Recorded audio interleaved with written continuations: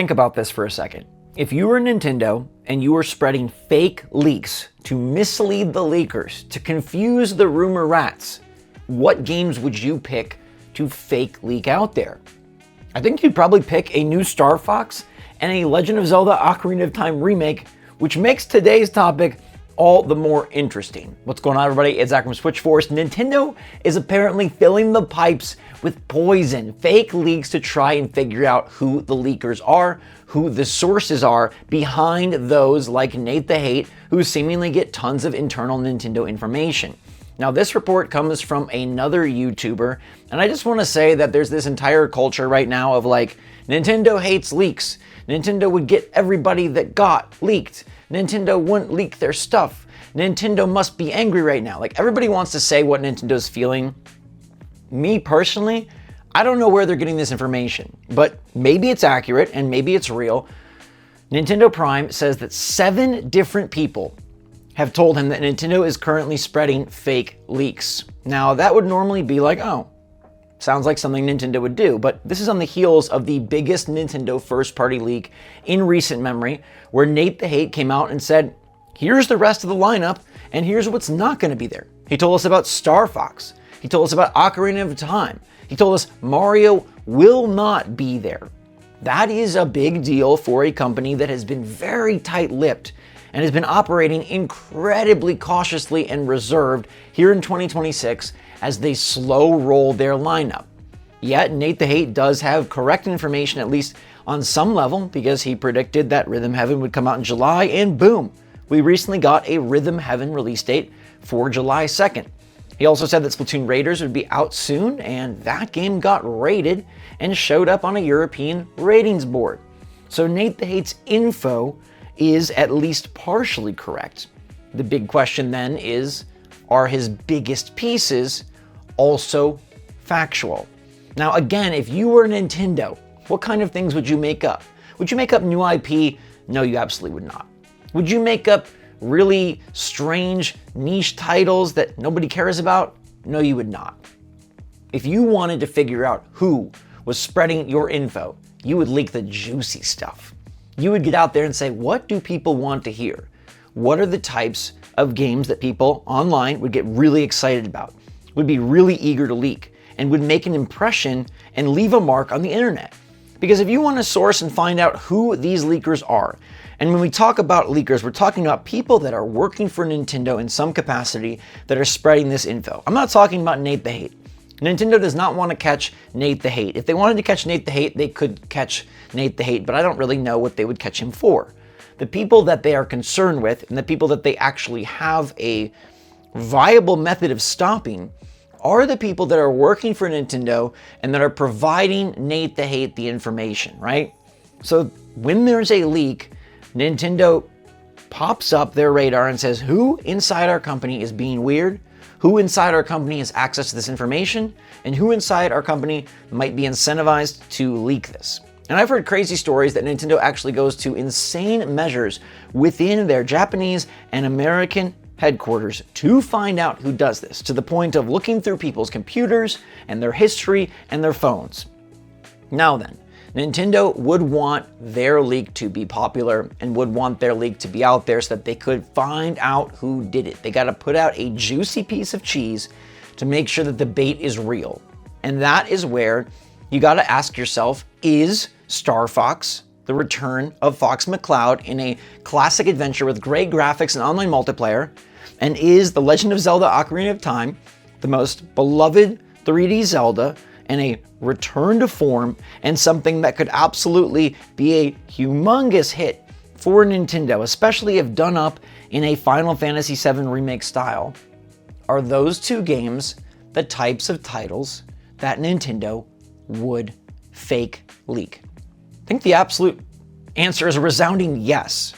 The question though is this happening at the time where Nintendo is trying to actually fake leak, or to convince you that there's a fake leak? Now, this is a very interesting layer to this, and you have to remember that Nintendo isn't putting any of this information out. Frankly, I don't know how much Nintendo actually cares. I mean, I think they're concerned with people inside their company leaking proprietary information and knowledge and defying NDAs, but I don't know that the leaks to the gamer audience bother them all that much. Do we think that the leaks really mess up their sales? I doubt it. Do we think the leaks really mess up their direct plans? Well, I gotta say I doubt it again, because they don't even have a direct this year. But I do believe they care internally about keeping these employees in check and ensuring that their info doesn't get out there if they're able to easily do so.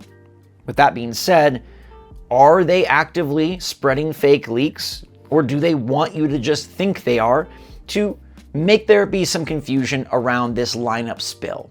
Because if Nintendo is following a June Direct plan, and that is going to be their one big show for the year, and their game lineup is what we've heard from Nate the Hate, that would be a pretty bummer for at least some portion of Nintendo to know that what they're about to excitedly reveal has already been revealed. But you also have to remember that there is a very limited portion of the Nintendo audience that actually knows about these leaks. And that's where I become a little bit more confused about the legitimacy of Nintendo spreading fake leaks. Seems like a lot of work to go to and go through for something that doesn't ultimately affect their bottom line. There was a recent Kit and Krista video about how Nintendo hates this so much. And I could see from like a lunchtime cafeteria, just talking standpoint, people don't like leaks.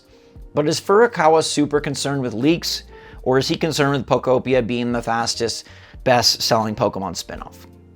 Is Furukawa super concerned that Nate the Hate has details on Star Fox and Ocarina of Time, or is he more concerned with developing partnerships and relationships with third parties to ensure that lots of games release multi-platform and day and date? I just can't see how the leaking scene really has that much impact on Nintendo proper. And while I could definitely see them making some moves to fake leak, to find out the sources, to curtail this drippage of information, and to potentially punish and or fire and or sue those who are responsible at the company level, right? Not the Nate the Hates, but within their company. I've got to say that right now, I think the leak is real.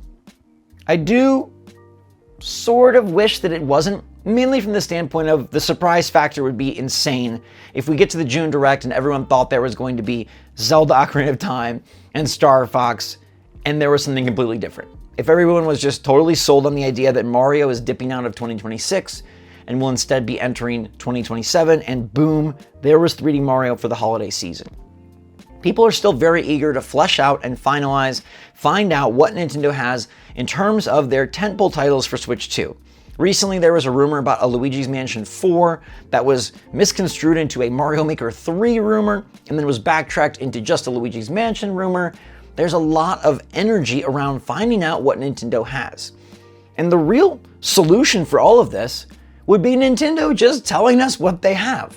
When you think about all the discussion we just had over the last 8 minutes, almost all of it would have been solved by Nintendo having a general direct already in 2026.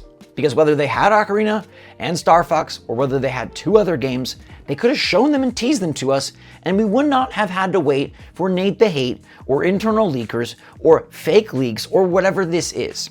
Your entire concern goes out the window if you just more regularly communicate with your audience. I think it's something that Nintendo has historically been up and down with, and right now they're definitely down. It's surely a strategic move that they don't want to talk about this stuff at this time. They feel they don't need to, and their lineup is succeeding, their console is successful, and they're clearly doing something right, because while Xbox and PlayStation are raising the prices, the Switch 2 has stayed the same. So I'm not arguing that Nintendo's plan right now is putting them off track, but it's definitely clear that this leaking issue, if it is indeed a problem to Nintendo or some people within a certain department, then they could solve this by just telling us what's going on. You eliminate the need for leaks and the desire for morsels of information and the confusion over what's real and what's not if you just straight up say it.